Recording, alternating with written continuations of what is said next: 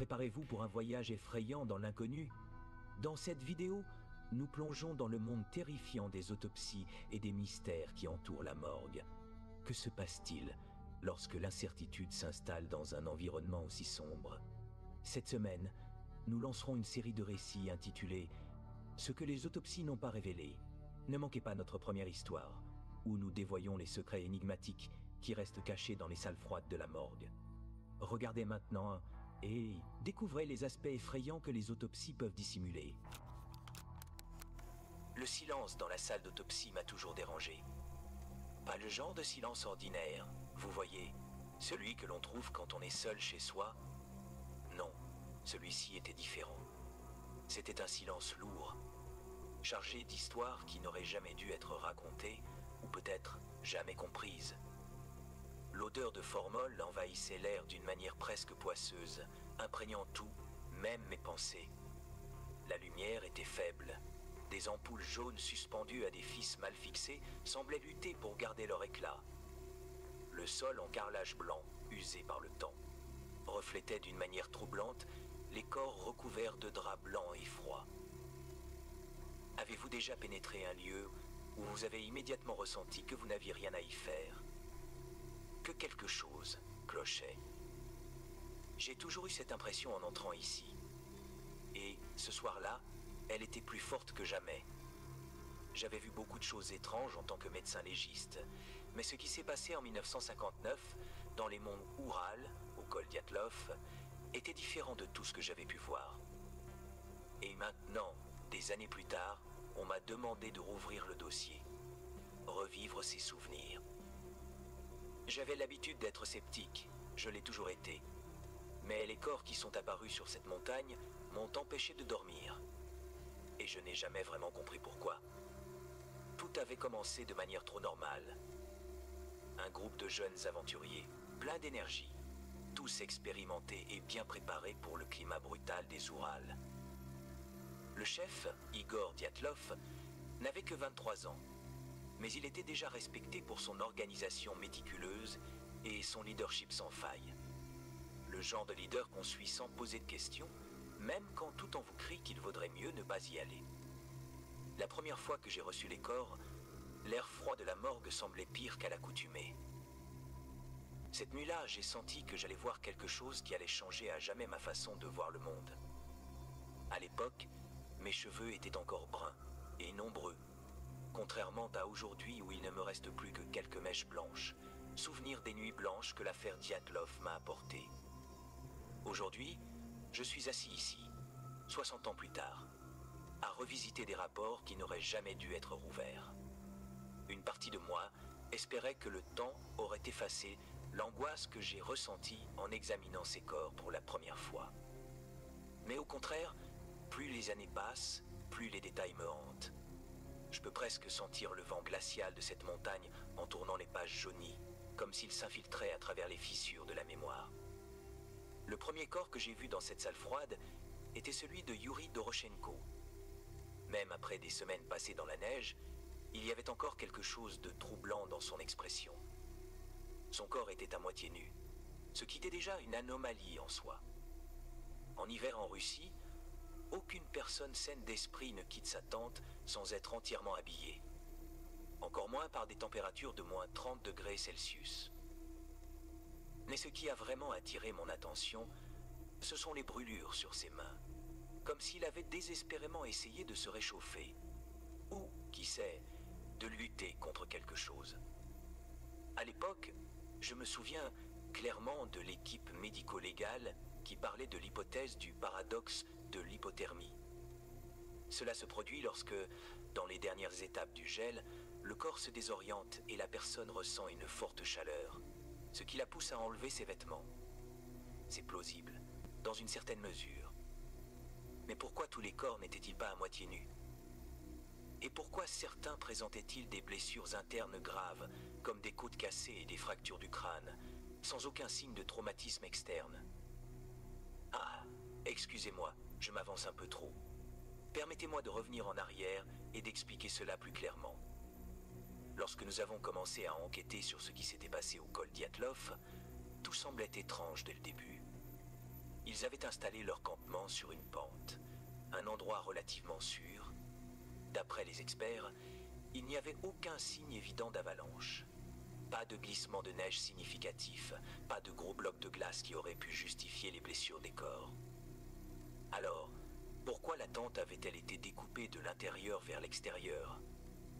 Quelque chose ou quelqu'un les avait clairement forcés à sortir précipitamment, cela ne faisait aucun doute. Mais quoi? Je me souviens du deuxième corps, celui de Lyudmila Dubinina. Elle a été retrouvée dans un ravin, avec 3 autres membres de l'expédition. À ce stade, quelque chose commençait à profondément me déranger. Dubinina avait des fractures aux côtes, mais là encore, sans signe visible de blessure sur la peau. De plus, elle était sans langue. Sans langue!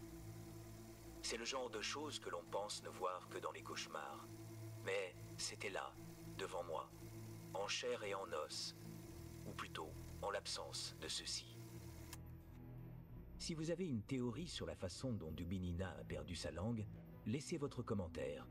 De plus, si vous ressentez ce frisson dans le dos, n'oubliez pas de liker et de vous abonner à la chaîne dès maintenant pour ne pas manquer nos prochaines histoires d'horreur sur les énigmes des autopsies. Bien sûr, les autorités ont voulu clore l'affaire le plus rapidement possible.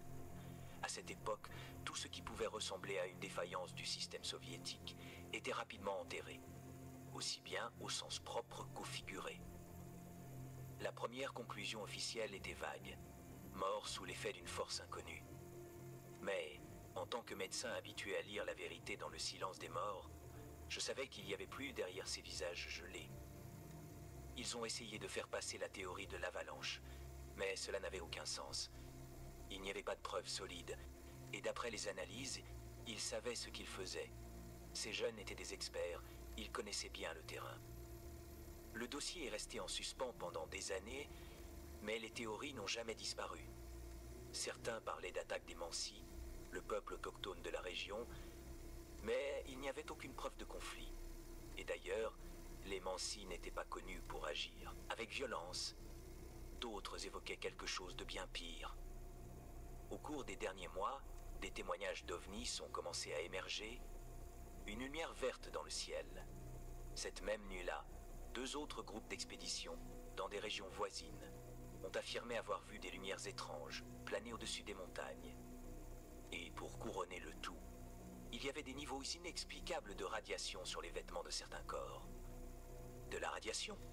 Cela a rendu tout le monde encore plus paranoïaque.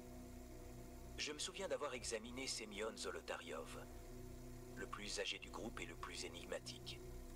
Il était différent, ancien soldat de la Seconde Guerre mondiale, plein d'histoires mystérieuses et de tatouages peu communs pour l'époque. Lorsque son corps a été retrouvé, il avait des blessures à la poitrine qui ne pouvaient être causées que par un choc violent, comme un accident de voiture, mais il n'y avait aucune preuve extérieure. Ni traces d'animaux, ni d'équipements pouvant expliquer ces blessures. Zolotaryov n'avait plus Dieu non plus. À ce moment-là, j'ai regardé mon collègue médecin légiste, et j'ai vu sur son visage la même terreur que je ressentais. Nous n'avons rien dit, mais nous savions. Quelque chose n'allait pas du tout. La radiation était une autre piste qui nous a laissés perplexes. Ils n'étaient pas des scientifiques nucléaires. Il n'y avait aucune raison pour qu'ils soient exposés à quoi que ce soit de radioactif sur cette montagne. Les vêtements de 2 des corps montraient des niveaux de radiation anormalement élevés, bien au-delà de ce qu'on aurait pu attendre. Lorsque j'ai commencé à creuser cette piste, beaucoup m'ont mis en garde de ne pas aller trop loin. Un des enquêteurs est même venu me chuchoter, comme si quelqu'un écoutait. Mieux vaut laisser tomber ça. Le gouvernement ne veut pas de réponse à ces questions. Ces mots me suivaient comme une ombre. Mais comment pouvais-je simplement laisser tomber?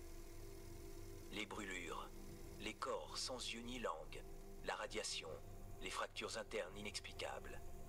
Chaque détail était un nœud dans ma gorge. Il s'était passé quelque chose sur cette montagne, et plus je cherchais des réponses, plus de questions apparaissaient. Ai-je déjà mentionné qu'une des victimes a été retrouvée avec un stylo dans une main et un morceau de papier dans l'autre, comme si elle était sur le point d'écrire quelque chose? Mais qu'est-ce qui pouvait être si important pour essayer d'écrire alors que le froid la dévorait vivante? Les spéculations sur l'implication militaire ont rapidement émergé. L'Union soviétique testait-elle des armes? Peut-être quelque chose d'expérimental? Certains corps avaient une teinte orangée, un signe possible d'exposition à des produits chimiques. Il y avait aussi ce détail d'un appareil photo disparu, et l'un des journaux n'a jamais été retrouvé. Chaque indice semblait amplifier le mystère au lieu de l'éclaircir. Le gouvernement, comme prévu, a rapidement clôturé l'affaire, la cause officielle. Force naturelle inconnue. J'ai ri en voyant cela dans le rapport final. Quelle manière pratique de clore un dossier quand on ne veut pas que la vérité éclate. Mais quelque chose en moi ne pouvait pas laisser tomber. Les nuits suivantes ont été longues, et le silence de la morgue devenait de plus en plus pesant. De retour dans cette salle d'autopsie, tandis que je regardais les corps, une pensée me hantait.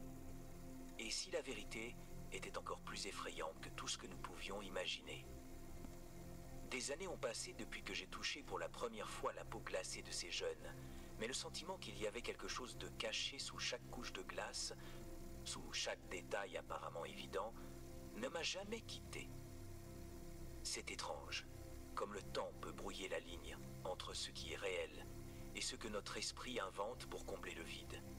C'est ainsi que je me sens maintenant, alors que je replonge dans cette affaire entourée de papiers jaunis, de photographies délavées et de théories qui feraient douter même le plus sceptique des enquêteurs de sa santé mentale. Le vent dehors souffle d'une manière qui semble ramener les murmures des montagnes de l'Oural, comme si elle voulait parler, comme si elle voulait raconter ce qui s'est passé cette nuit de février. Ici, dans cette salle étouffante d'archives, c'est comme si les morts eux-mêmes tentaient de communiquer. Mais nous n'avons jamais su comment écouter. Croyez-vous aux coïncidences? Personnellement, je n'en ai jamais été fan. À chaque nouvelle théorie qui surgissait, une pièce étrange s'imbriquait, mais rien ne semblait tout expliquer.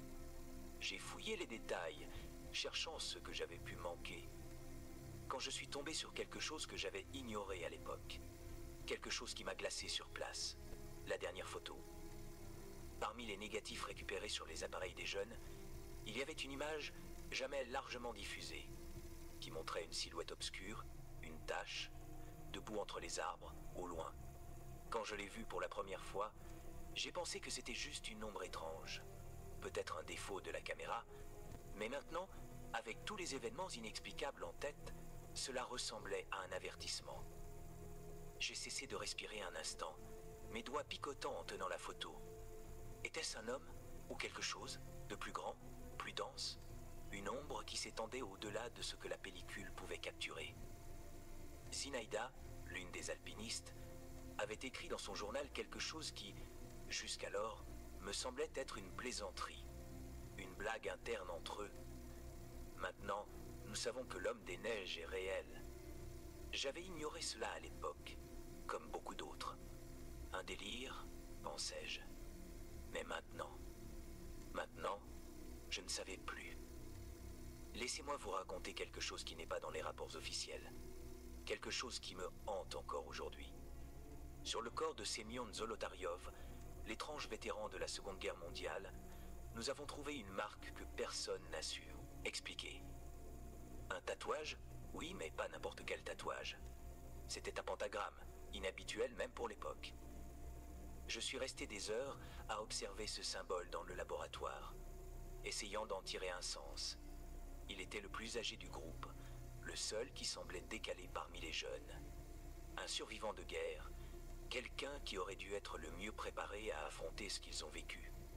Mais ce qui me tourmente encore aujourd'hui, c'est que son corps a été retrouvé avec les mêmes blessures internes inexplicables que les autres. Comment quelqu'un avec un tel passé a-t-il pu être aussi impuissant? Au fur et à mesure que l'enquête progressait, une nouvelle hypothèse a émergé. Et si Zolotaryov n'était pas celui qu'il prétendait être? Ils ont découvert que son acte de naissance était erroné et que l'ADN mitochondrial de son corps ne correspondait pas à celui de ses prétendus proches. Il y avait quelque chose de louche chez lui, quelque chose que nous n'avons jamais réussi à élucider complètement.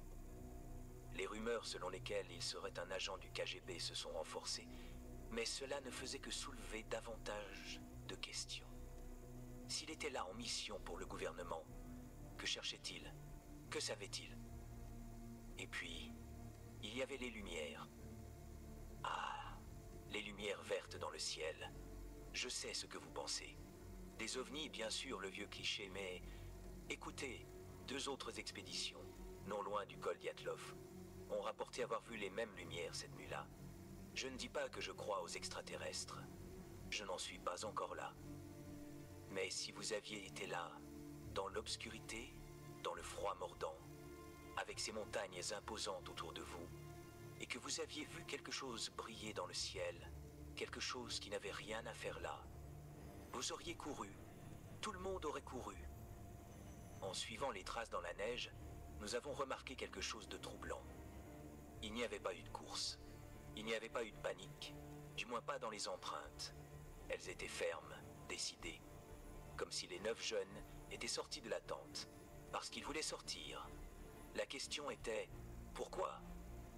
Permettez-moi de faire une pause ici pour expliquer quelque chose. J'ai vu beaucoup de corps dans ma vie, et presque tous, sans exception, s'accompagnent d'une logique, d'une séquence d'événements qui expliquent comment ils sont morts. Une chute de grande hauteur, un accident, une maladie terminale. Il y a toujours une explication. Mais ce que j'ai vu sur les corps de l'expédition Dyatlov était une combinaison de faits qui ne coexistent jamais.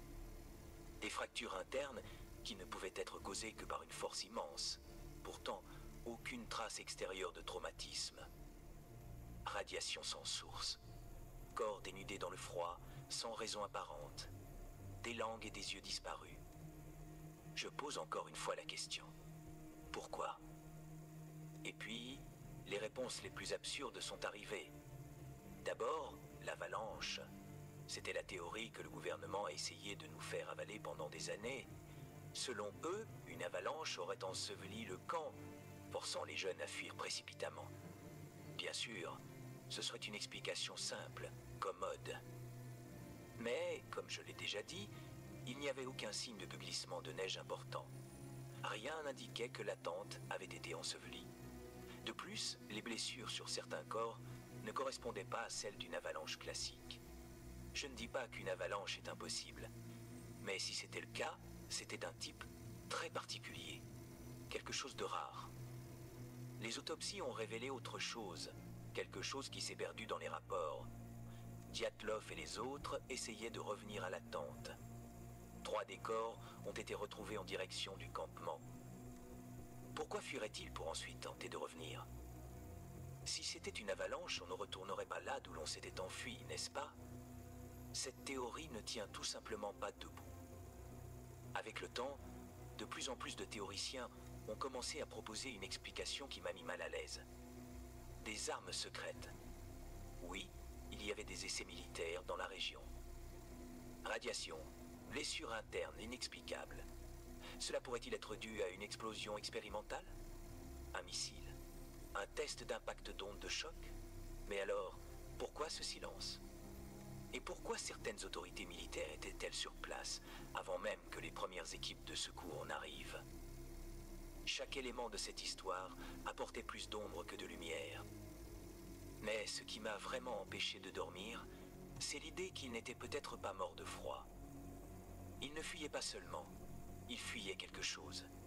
Quelque chose qui les a poussés à découper la tente de l'intérieur, sans prendre le temps d'utiliser la porte. Quelque chose qui, dans l'obscurité glaciale de cette nuit-là, les a convaincus qu'il valait mieux affronter la tempête de neige pieds nus plutôt que de rester dans le seul abri qu'ils avaient. Et puis, mon ami, la question qui me hante encore aujourd'hui, quoi? La question quoi a continué de marteler ma tête pendant des décennies. Même maintenant, en écrivant ces lignes, j'ai l'impression que la montagne garde encore des secrets enfouis, attendant d'être déterrés, ou peut-être vaudrait-il mieux qu'ils ne le soient jamais. Les corps des 9 jeunes hantent encore mes cauchemars, non pas comme je les ai vus lors de l'autopsie, mais comme je les imagine dans leurs derniers instants. Ils ne savaient pas ce qui les attendait. Ou peut-être qu'ils le savaient, et c'est ça qui est le plus effrayant. Lors de la dernière expédition, en 2018, une nouvelle tentative a été faite pour clore cette affaire. Des vents catabatiques et des avalanches en plaques ont été avancés comme explications les plus récentes. Des scientifiques du monde entier, beaucoup plus jeunes que moi, avec une approche plus moderne du problème, ont utilisé des simulations, comme celle inspirée par le film d'animation La Reine des Neiges, pour essayer de comprendre comment un bloc de neige aurait pu causer les blessures mortelles. Mais même avec toute cette science avancée, il y avait une chose qu'ils n'ont jamais pu expliquer. Pourquoi sont-ils sortis de la tente, calmement, sans panique, sans lutte? La vérité, au fond, c'est que, durant toutes ces décennies, personne n'a réussi à répondre à cette question. Ni moi, ni les autorités, ni les scientifiques. Et c'est là qu'entre en jeu la véritable terreur psychologique, celle qui ne te quitte jamais. L'absence de réponse est parfois pire que la vérité la plus cruelle. Je me souviens de la façon dont l'affaire a ressurgi lorsque de nouvelles théories ont vu le jour. Mais dans mon esprit, elles n'ont pas résolu le mystère.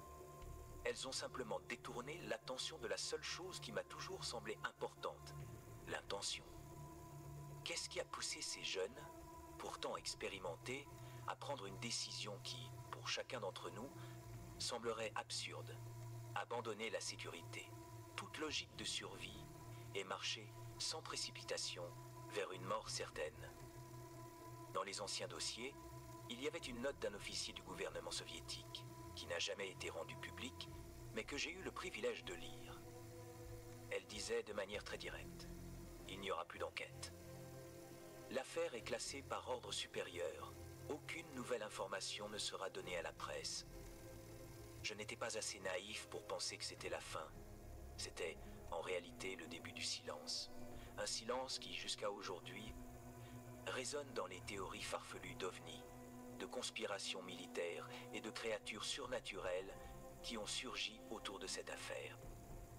Mais, parmi toutes ces théories, il y en a une qui me hante plus que les autres.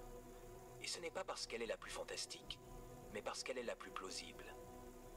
L'un d'entre eux, Yuri Yudin, le 10e skieur qui avait rebroussé chemin à cause de douleurs corporelles, disait souvent que le groupe était incroyablement uni, mais que parmi les 9 qui avaient poursuivi le voyage, une tension croissante s'était installée.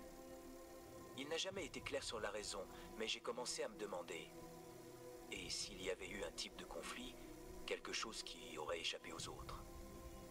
Zolotaryov lui-même était un mystère. Le pentagramme sur sa peau, ses histoires de guerre, son âge bien supérieur à celui des autres, son passé entouré de mystères. Et si l'ennemi était parmi eux? Au fond de mon esprit, une hypothèse troublante a commencé à émerger. Ni une avalanche, ni une arme secrète, ni des créatures des montagnes. Mais quelque chose de plus humain, de plus banal. Une explosion de violence provoquée par la peur, par la paranoïa. Zolotaryov était un vétéran, un homme habitué à la guerre et au chaos. Quelqu'un qui savait comment survivre dans des situations extrêmes. Que se serait-il passé s'il avait perdu le contrôle, ou pire, et s'il avait été là pour un autre but? Et si, cette nuit-là, quelque chose, une dispute, une altercation, avait poussé les autres à prendre une décision désespérée de fuir, même sans leurs vêtements? Et si Zolotaryov les avait forcés à quitter la tente, et que la panique collective les avait menés dans la forêt, où ils ont succombé au froid et à la folie? Bien sûr, cela n'explique pas tout. Les blessures internes, les traces de radiation. Mais parfois, nous n'avons pas besoin d'une explication surnaturelle pour comprendre l'horreur. La peur est une arme puissante, et dans ce froid mortel, une simple étincelle de panique aurait pu suffire à provoquer la tragédie. Le problème, c'est que cette théorie non plus ne comble pas toutes les lacunes. Après tout, même s'il y avait eu un conflit, comment expliquer les blessures brutales? Les fractures internes? La disparition de la langue et des yeux? Et encore une fois, je me retrouve piégé dans le cycle vicieux de questions sans réponse. La vie a cette habitude cruelle de laisser les histoires incomplètes. Aujourd'hui, je suis vieux. Je regarde mes mains tremblantes pendant que j'écris ces lignes, et je me demande combien de ces questions mourront avec moi. J'aimerais croire que la vérité finira par émerger, mais au fond de moi, je sais que ce qui est arrivé au col, Dyatlov a été enterré avec ses corps sous la neige, à jamais. Je ne peux pas dire avec certitude ce qui s'est passé. Peut-être que c'était une combinaison de tout. Des phénomènes naturels, des erreurs humaines, la peur de l'inconnu, ou peut-être, et c'est cette hypothèse qui me donne encore des frissons aujourd'hui, que la montagne était réellement maudite. Certaines vérités ne sont pas destinées à être découvertes. Peut-être que, parfois, la glace recouvre des secrets qui devraient y rester, intacts, à jamais. Et ainsi, le mystère du col Dyatlov persiste comme une cicatrice dans l'histoire. Un rappel glacial que, peu importe nos tentatives pour comprendre, nous n'aurons pas toujours de réponse. Parfois, ce qui nous hante n'est pas ce que nous savons, mais ce que nous ne saurons jamais. Honnêtement, je n'ai jamais retrouvé un sommeil paisible depuis cet hiver de 1959. Prêt à explorer les sombres mystères de la morgue? Abonnez-vous à notre chaîne dès maintenant pour ne pas manquer d'autres secrets cachés que les autopsies pourraient ne pas révéler, et des histoires effrayantes qui vous empêcheront de dormir la nuit. Si vous avez une théorie troublante ou une histoire intrigante à partager, veuillez l'envoyer à notre adresse email. Votre anonymat sera respecté. Rejoignez notre communauté d'explorateurs de l'inconnu et embarquez pour un voyage captivant au cœur des mystères de la morgue qui vous plongera dans une paranoïa palpitante.